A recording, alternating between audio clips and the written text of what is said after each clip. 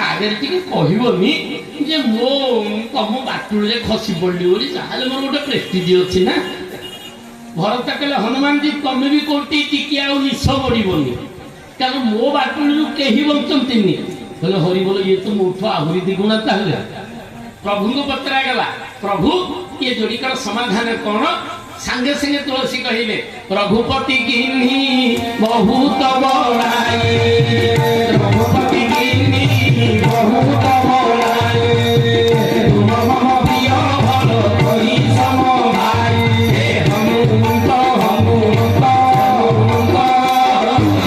कुंभपादे कोटि दंड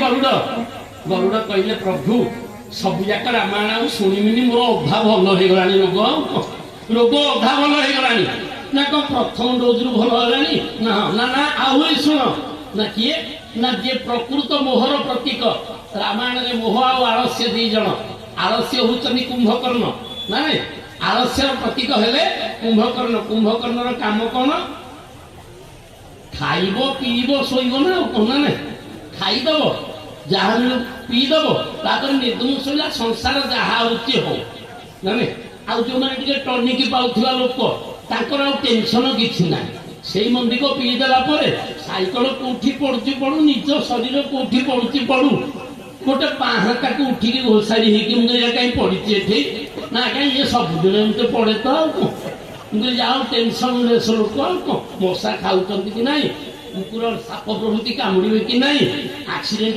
हो रोड साइड रे पड़ी कि ना निर्धूम निद तो ये होती किए से आलस्यर प्रतीक कुंभकर्ण जाकीदेला रावण कहला भाई सब सरीगला ना कौन ना मोठू डाक्तर का चोरी की नहीं गले हे राम पार्टी वाला डाक्तर चोरी करी नेला ना किए ना जोटा को घर पड़ी था से तो सब काम करूची कौन करवा टिके उठ देखीदेला कुंभकर्ण उठी पड़ा कहला भाई जगदम्बा हरियाणी अब सठता हत कल्याण जगदम्बा हूँ माँ लक्ष्मी माँ लक्ष्मी को चोरई के आनिकी कल्याण चाहूच टिके शरण पशि जाऊन कहला ये कौन समस्ते से डिपार्टमेंट आड़े गले कौन मत एका करदे ना कौन कहले कौन कहलु कुंभकर्ण एते महिषी देली मद देली तते उठेली मत टे साहाଯ୍य करी युद्धरे पुणी भाविला कल नाई नाई सन्थ मानकर काम कौन अंतर निष्ठा नते बाह्य व्यवहार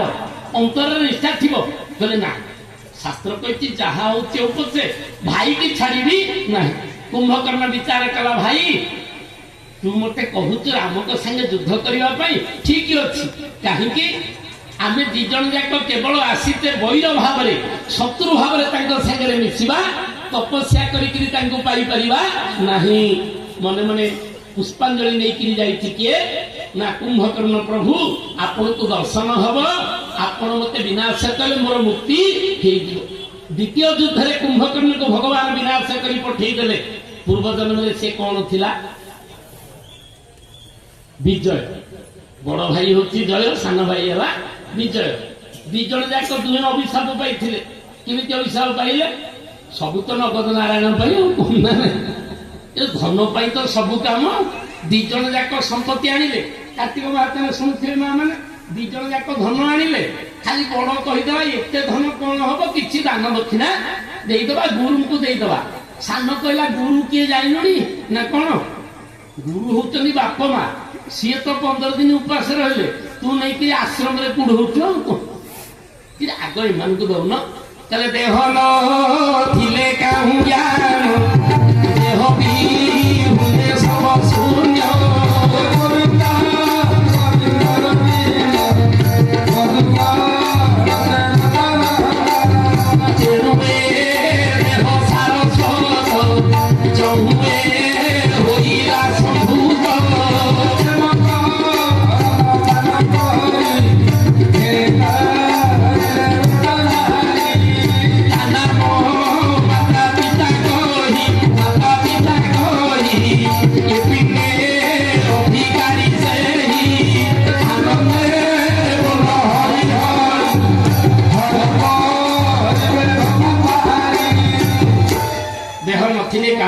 देह विहुने सर्वशून्य तेणु ये देह सारस्वत जहु ए होइला सम्मत ता नाम माता पिता कही ये पुण्य अधिकारी से जाक से कौन हेले से ताको अभिशाप देला तू बड़ भाई मो कथा भांगिलु तू कौन हुओ कुंभीर हुओ एणु तू ग्राह हुओ जड़े सान कहला मु कुंभीर होची मु तो अभिशाप दो तू बुझी पारिलुनी मो कथा ना नहीं साप जेते मूर्खपणे उपरोध छाड़ी अकारणे एणु तू गज मूर्ख हुओ घोर अरण्य मध्य खाओ तू गज ही जा दिजण जाक गज कुंभीर हेले पुणी तांको भगवान उद्धार कले पुणी 3 थर ब्राह्मण मानक अभिशाप रे कौन कले असुर हेकि जन्म हेले प्रभु कहले तपस्या कले 7 जन्म पर्यंत लागिब शत्रु हेले 3 जन्म रे मुकुड़ी जीव विजय कहला कुंभकर्ण कहला भाई ना शत्रु होबा ना कौन भगवान संगे युद्ध करवा आ मरिबा तो निश्चय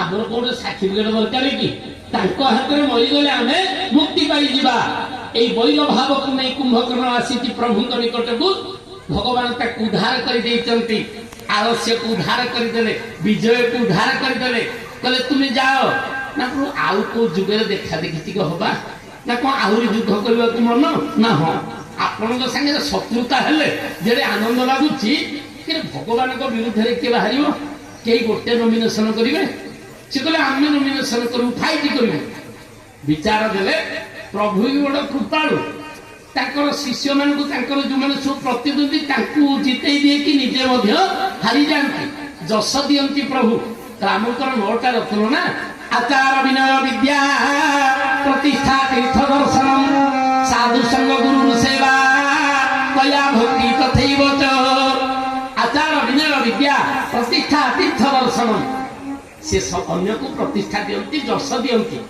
जो कुंभकर्ण को उद्धार करदे रावण कान में बाजिगला मंदोदरी पड़े आसे स्वामी समस्ते गले हेरी मो कथा टिके शुणमनि रावण हूँ महाज्ञानी कला ना ना को जगह स्त्री कथा शुणम को जगह शुणम ना शुणा माँ मैंने ना बाधिब कि हरी बोल माँ मैंने कहे आर वर्ष को कैंसल कर आ डाक्टर नहीं खाली आमरी विरुद्ध कहते नाई मो माँ मान कहूनी शास्त्र जहाँ अच्छी विचार कर संसार भितर स्त्री मान कथा केतबेले शुणमनि जितेबले सी कौन कर आगे गोटे कथा कहे शुणे तुम माँ एमती कहले सी सेमती कहले बारंबार खाली कौन करेंगे कम्प्लेन देवे एक कान में पूरे बाहर कर दो पुणी 15 दिन सांगे सांगे किसी करूनी प्रतिकार 15 दिन पर आउ थे कहे तो मुझे खाली एमती कहूली तो कौन कहल कि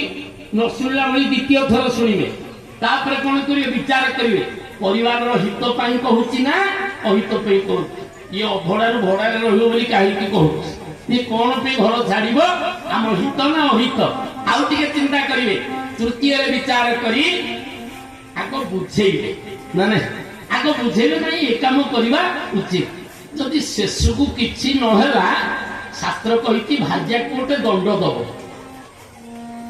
माँ मैंने कहे आमको बाड़े पंडित कहले कौन दंड कहले कहार कौ प्रकार दंड कितने सुंदर नीति शास्त्र मनोहर से कहते कहले दासी मुंडम लांडी मुंडम विप्र दंडम अनादरम भाग्या दंडम पृथक सत्या मित्र दंडम मनांतरम कहले दासी मुंडम लांडी मुंडम दासी जदि किसी भूल कला ता चुट्टी काटिक छाड़ दो भागवत महाभारत कहार चुट्टी कटा होता किए भूल करते जड़े ब्राह्मण पुओ भूल करदे ତା ଚୁଟି କାଟିକି ମଣି ହରଣ କରିନେଲେ। ସେ କି ବାଃ, ମୋ ମା ମାନେ ଠିକ କହିଦେଲେ। ଠିକ, ମୁଁ ଆପଣଙ୍କୁ ପ୍ରଶ୍ନ ପଚାରିଲି, ସିଆଡୁ ଗୋଟେ ଉତ୍ତର ଆସିଲେ ଆମେ ଜାଣିଛୁ ଯେ ମା ମାନେ ସବୁ ଆପଣ ମାନେ ସମସ୍ତେ ଠିକ ଶ୍ରୋତା। ମୁଁ କହୁନି କାହାକୁ ଆସିନଥିବ ବୋଲି। ତେଣୁ ଅର୍ଜୁନ ତାଙ୍କ ଚୁଟି କାଟିକିରି ମଣି ହରଣ କରିନେଲେ। ଆଜି ବିଚାର କଲେ ଦାସୀ ମୁଣ୍ଡମ ନାନ୍ଦି ମୁଣ୍ଡମ ବିପ୍ରଦଣ୍ଡମ ଅନାଦର। ବ୍ରାହ୍ମଣର ଦଣ୍ଡ କଣ? ତାକୁ ହାତ ଟେକିବନି, ନମସ୍କାର କରିବନି, ଗଲା ସରିଲା ଆଉ। ଖାଲି ତ ବାରି ହବ, ଇଏ ତ ସବୁଦିନ ନମସ୍କାର କରୁଥିଲା, କଣ ହେଇଛି ଗୋଟେ ଆଉ କଣ। ଭାରି ଅପମାନ। ବିପ୍ରଦଣ୍ଡ ଅନାଦର ଆଉ ଭାଦ୍ୟା ଦଣ୍ଡ ପୃଥକ ସଦ୍ୟା। ଫଟିଆ ଅଲଗା କରିଦବ ଆଉ ସେ ଯିବ କୁଆଡେ। ଧରି ବୋଲ 15 ଦିନ ଠିକ। ଦେଖ ମୋ କଥା ତମେ ଏମିତି ଧରୁଛ ବାରମ୍ବାର, ତ ଖାଲି କଣ ହବ? ନାଇଁ ଛାଡ ସେ କଥା, ତମେ ମୁଁ ଆଉ ଦିନେ ତମକୁ କହିବିନି ଆଉ କଣ। ଭାଦ୍ୟା ଦଣ୍ଡମ ପୃଥକ ସଦ୍ୟା ମିତ୍ରଦଣ୍ଡମ ମନାନ୍ତରମ। ସାଙ୍ଗସର ଦଣ୍ଡ କଣ? ଜୀବନ ଯାକ ମନାନ୍ତର ହେଇଯିବ, ଆଉ ମନ ମିଳେଇବ ନାହିଁ। ହ୍ୟାଣ୍ଡ ସେକ ଖାଲି କରୁଥିବ ଲୋକ ଦେଖାଣିଆ, ଆଉ ସତ କଥା ତା ଆଗରେ କହିବ ନାହିଁ। ଶାସ୍ତ୍ର ବିଚାର ଦେଲେ ଆଜି କରୁଛନ୍ତି କଣ? ମା ମାନଙ୍କର କଥା ଶୁଣିବେ କେତେବେଳେ? ମନେ ରଖିଥାନ୍ତୁ, ମା ମାନଙ୍କର ଆମ ସପୋର୍ଟରେ କଣ ପଣ୍ଡିତ କିଛି କହିବେନି ଏମିତି କଣ ଆମେ ଏତେ ଅଦରକାରୀ ଘରେ ସବୁ?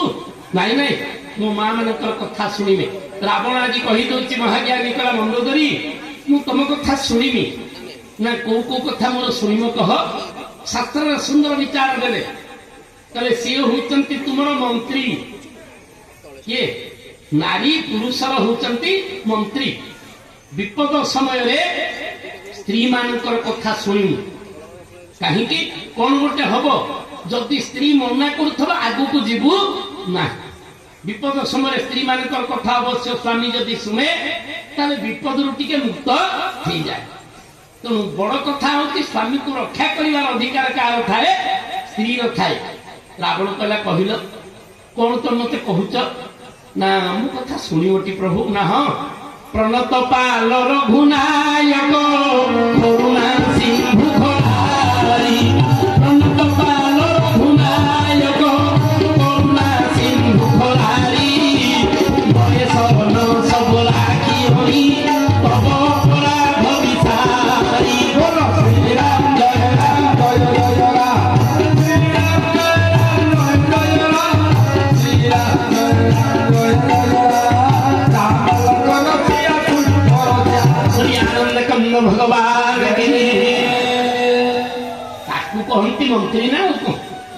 ସ୍ୱାମୀ ଯେତେ ଅବାଗିଆ ହଉ, ମୋ ମା ମାନେ ଯଦି ଚାହିଁବେ ସିଏ ଆଉ ଘରକୁ ଆଣିବେ ଚାରି ଗୋଡିଆ ଦି ଗୋଡିଆ ପାଣି ଫଳ ଧଳା କୋଳି ପୁରେଇ ତ ଦବନି ଆଉ କଣ। ଆଉ ଯଦି ଇଏ ଖାଲି କହୁଥିବ ଏତେ ରୋଜଗାର କରୁଛ କଣ ତମକୁ ଧଳା କୋଳି ଏତିକି ମିଳୁନି ବଜାରରେ, ଗଣ୍ଡେ ଆଣୁନ ହରି ହାମିଲଟେ କରିଦିଅନ୍ତେ। ଶାସ୍ତ୍ର ବିଚାର ଦେଲେ ସିଏ ହଉଛନ୍ତି ମନ୍ତ୍ରୀ। ରାବଣ କହି କହିଲେ, କହିଲେ ହେ ସ୍ୱାମୀ, ମୁଁ ଗୋଟିଏ କଥା କହୁଛି ନା କଣ? ନା ରାମ ହଉଛନ୍ତି ଭଗବାନ ମାନିଯା। ପ୍ରଣତ ପାଲ ରଘୁନାୟକ କରୁଣା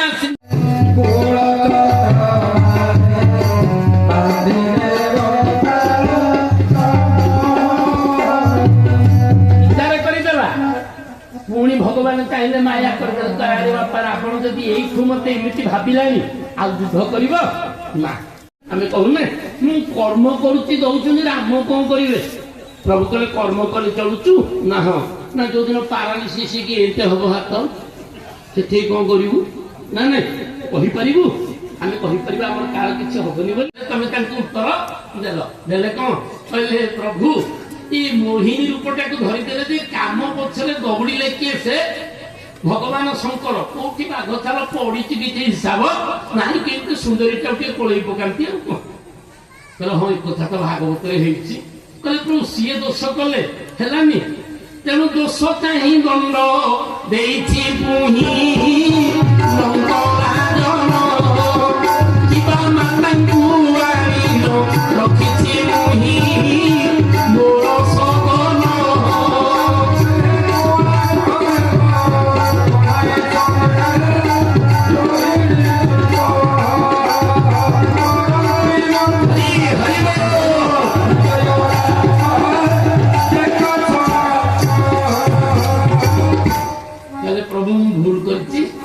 ଏମାନେ ସବୁ ଏ କାମ କରିନାହାନ୍ତି, ଆଉ ମୁଁ ଯେତେବେଳେ ରାଜା ମୁଁ ଦଣ୍ଡ ଦେବି ଦୋଷ ଦେଖିଲି ଇନ୍ଦ୍ରଙ୍କର ଘରେ ମାଳା ଗୁନ୍ଥେ ଆଉ ସିଆଡେ ଯାଇପାରିବ ହରି ବୋଲ।